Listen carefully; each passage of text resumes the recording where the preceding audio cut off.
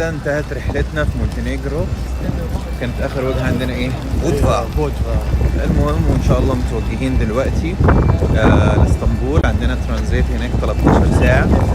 نسبه ان انا هرتكب جريمه في ال 13 ساعه دي في حد في العيال دي كبيره، فالله يستر عليكم. الله يستر عليك. لا تحرشني ولا حرشك، الهم طيرني وطايل. ايوه سيبوني في حالي اسيبكم في حالكم. ايوه. المهم يا جماعه، خلاص بما ان احنا دلوقتي ماشيين، فانا حابب اسالك سؤال كده وعايز اجابه حلوه منه.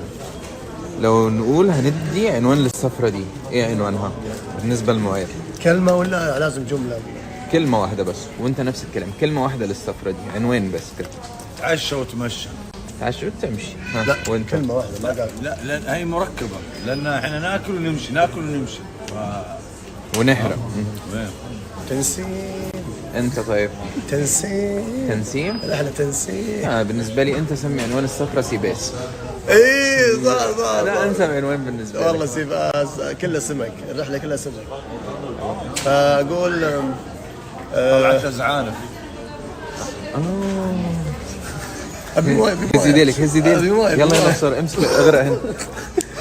الرحلة اسمها والله خلاص صح. كترت الاسماء. خلاص سيباس. سيباس. اجمد كده ولا مش لا بص ما تعيطش، مش عايزك كده ها. اجمد لسه اللي جاي جامد. ماني معكم ماني معكم ماني معكم ماني معكم خلاص. ماني معكم ماني معكم ماني معكم.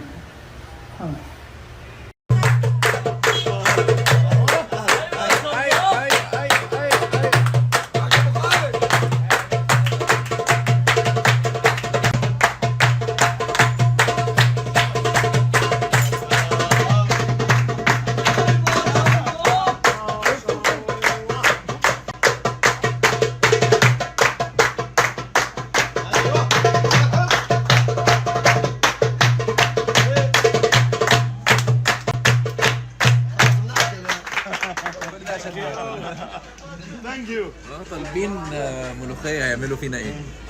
يا اخي انا زعلان منك بطريقه. ما تشتغلنيش بعد كده، يعني لما تجيبني اسكندريه ما وعدتني انك تجيبني اسطنبول، جبتني اسكندريه ليه؟ ايش اسوي؟ يعني ابوجات بتلعبش فيها باحاسيس.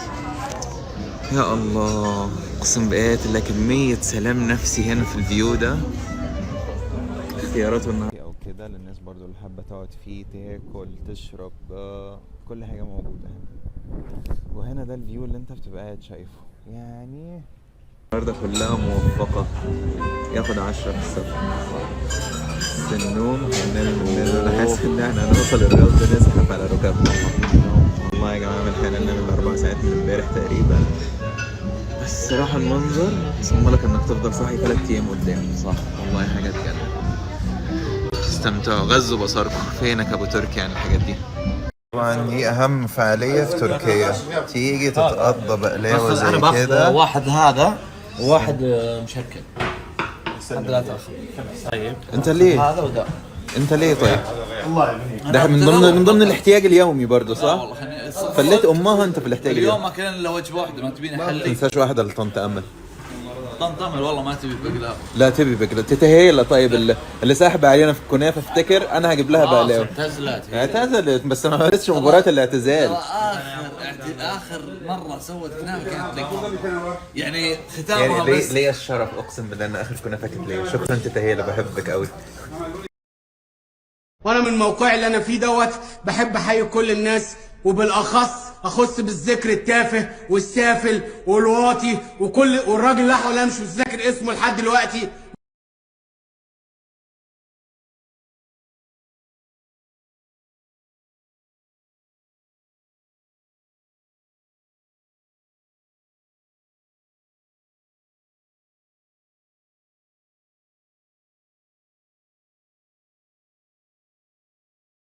مش عارفة اتنفس. هو في حد مخنوق زيي ولا انا بس اللي مخنوق؟ انا حاسس بضغط ضرب في نافوخي.